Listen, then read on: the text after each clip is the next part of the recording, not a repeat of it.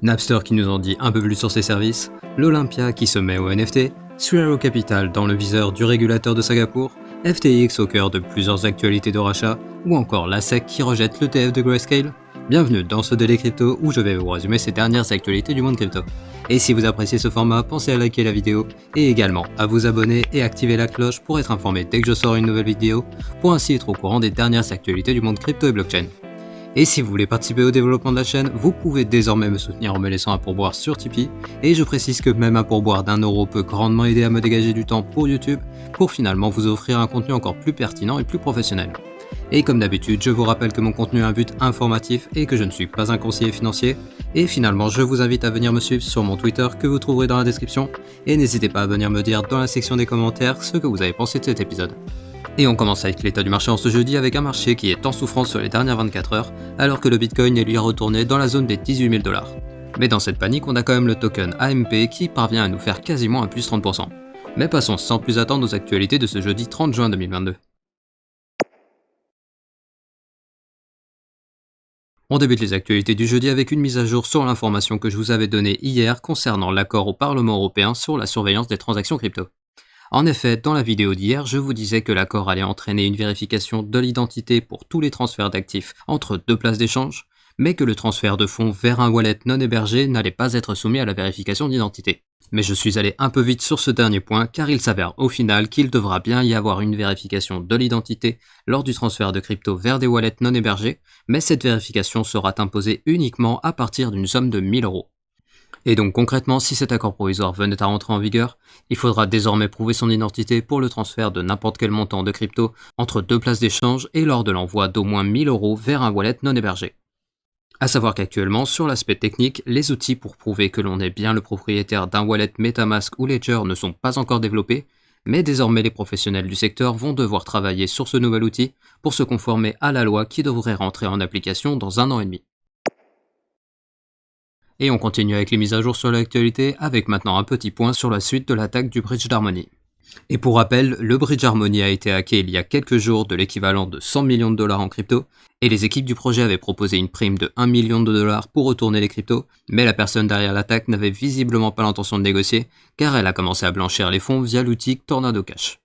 Et aujourd'hui, on apprend que les équipes d'Harmony ont augmenté leur prime à 10 millions de $, et dans le même temps, d'après une analyse de la firme d'analyse de données blockchain Elliptic, on apprend que cette attaque aurait pour origine le groupe Lazarus, qui est, je vous le rappelle, le groupe de hackers au service du régime nord-coréen. A savoir que pour faire cette hypothèse, la firme a annoncé qu'elle est parvenue à retracer les mouvements des cryptos qui ont été volés même au travers du protocole Tornado Cash, qui permet, je vous le rappelle, de mixer plusieurs cryptos pour finalement en sortir avec des cryptos qui n'ont rien à voir avec l'attaque. Et donc la firme serait parvenue entre guillemets à démixer le chemin parcouru par les jetons pour au final voir où sont arrivés les tokens dérobés. Et je précise que pour le moment il n'y a pas de certitude à 100% qu'il s'agisse bien du groupe Lazarus, mais plusieurs indices semblent confirmer cette théorie, comme par exemple le créneau de l'attaque qui correspond à la zone géographique de la Corée, mais également le mode opératoire de l'attaque ainsi que le blanchiment, qui sont similaires à celui de l'attaque du réseau Ronin qui avait été attaqué par Lazarus il y a plusieurs semaines. Et finalement, les équipes d'Elliptic ont déclaré qu'ils allaient continuer de tracer les mouvements des portefeuilles suspectés, et bien sûr, comptez sur moi pour vous tenir au courant quand on aura plus d'informations. Et on reste dans les mises à jour avec Napster qui nous ont dit un peu plus sur son développement. Et tout d'abord, je vous rappelle que la plateforme de musique iconique des débuts d'Internet avait été rachetée il y a un mois par Algorand en collaboration avec le fonds d'investissement Hivemind, dans le but de faire basculer la plateforme vers le Web3. Et aujourd'hui, la plateforme avance dans ce projet en dévoilant son Light Paper, qui est, je vous le rappelle, une version condensée du White Paper qui définit les objectifs du projet en question. Et dans ce Light Paper, Napster dévoile la manière dont elle va faire pivoter la plateforme vers le Web3 en implémentant un token qui se nommera Napster et qui servira à mettre en relation les artistes et les fans. Et ce token Napster devrait être compatible avec plusieurs blockchains, et il y en aura 10 milliards d'unités qui seront réparties entre les fans, les artistes, les développeurs, les détenteurs de droits, ainsi que les partenaires stratégiques du projet. Et pour ce qui est des applications du token, il servira à s'abonner aux services de streaming musicaux, et il donnera également accès à des contenus exclusifs des artistes, et il permettra également l'achat de biens et services sur la plateforme. A savoir que pour le moment, il n'y a toujours pas de date de lancement annoncée, et comme d'habitude, je vous tiendrai au courant dans le Daily Crypto quand on aura plus d'informations. Et on reste dans le secteur musical avec la salle de concert parisienne l'Olympia qui se met au NFT. En effet, en collaboration avec la place de marché NFT française qui se nomme Taylor, ils ont dévoilé la sortie d'une collection de 250 NFT qui prendront la forme d'avatars pixelisés à l'image de différents artistes qui se nommeront The OGs. Et pour information, la startup Taylor est issue de l'incubateur Station F et ils sont spécialisés dans la billetterie ainsi que dans les objets de collection au format NFT. Et pour ce qui est de l'utilité de leur NFT, l'Olympia déclare que chacun des NFT sera une carte de membre qui donnera plus ou moins d'avantages en fonction de la rareté de ces derniers. A savoir que concernant le NFT le plus rare, il donnera un accès VIP à 2 personnes pour 12 événements par année, ainsi que des boissons gratuites et le repas offert au restaurant de la salle de concert. Et je précise que la prévente se fera le 4 juillet pour les personnes ayant rempli les critères de participation, et le 6 juillet, le reste de la collection sera mis en vente publique. Bref, vous l'avez compris, la démocratisation de l'utilisation des NFT utilitaires est bien lancée et n'est pas prête de s'arrêter. Et on reste dans le secteur NFT avec OpenSea qui a eu une faille de sécurité. En effet, la plateforme vient de dévoiler que la liste des mails de leurs utilisateurs ont été dérobés et que par conséquent les utilisateurs doivent s'attendre à recevoir des mails suspects. A savoir que d'après les informations données par la plateforme, la fuite viendrait de leur partenaire de distribution de mails où un employé aurait mis la main sur une liste de mails et l'aurait envoyé vers un acteur externe. Mais la société a déclaré qu'à l'heure actuelle, elle ne connaissait pas l'étendue des informations qui ont été dérobées et que toutes les adresses susceptibles d'avoir été compromises recevront un mail leur précisant que leur mail est à risque.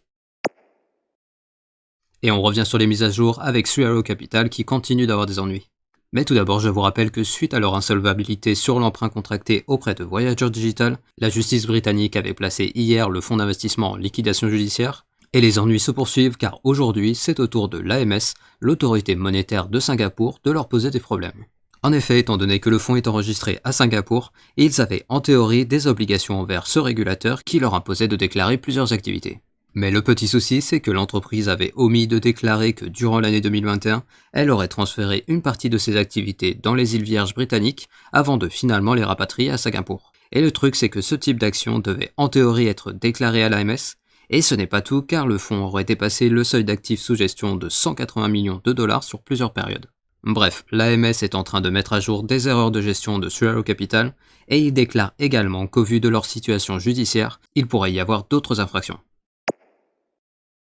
Et d'ailleurs, en parlant de situation économique catastrophique, on a FTX qui aurait fui en voyant l'état des comptes de Celsius. Et je vous rappelle que depuis une semaine maintenant, la société de Sam Bankman-Fried est en train de prendre avantage de la situation en sauvant de la faillite des sociétés qui auraient selon lui un avenir.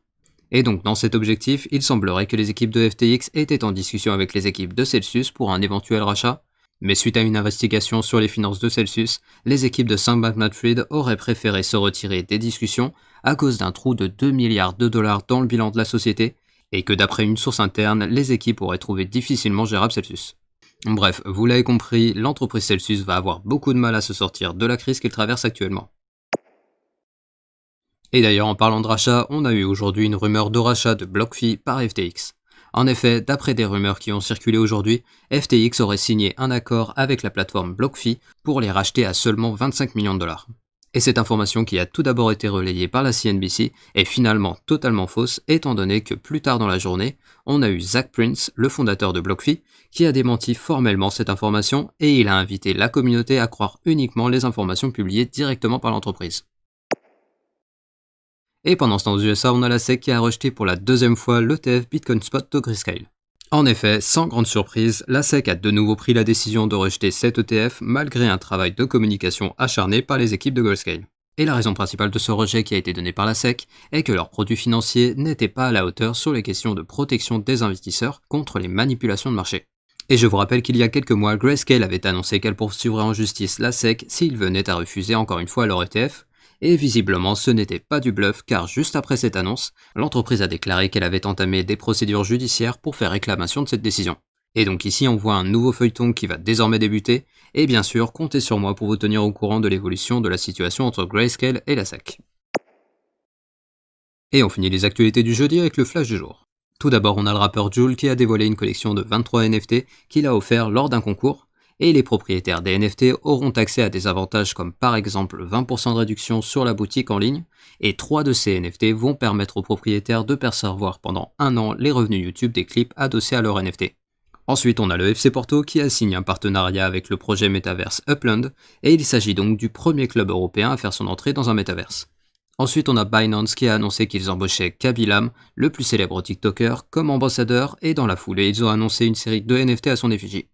Et finalement, on a Jérôme Powell, le président de la Fed, qui a déclaré, je cite, « Nous comprenons maintenant à quel point nous comprenons peu l'inflation. » One way to say it would be, I think we now understand better how little we understand about That's not very inflation. reassuring. Et ainsi se termine le Daily Crypto du jeudi. Je vous rappelle que je publie ces vidéos du lundi au samedi et les récaps crypto tous les dimanches. Et je vous invite à venir me suivre sur mon Twitter que vous trouverez en description. Et si vous voulez soutenir mon travail et m'aider à développer la chaîne, je vous rappelle que vous pouvez désormais me soutenir à partir de 1€ par mois sur mon Tipeee que vous trouverez également en description. Et comme d'habitude, pensez au like pour le référencement de la vidéo et à l'abonnement ainsi que l'activation de la cloche pour être notifié dès que je sors une nouvelle vidéo. Et je vous dis à demain pour un nouveau Daily Crypto.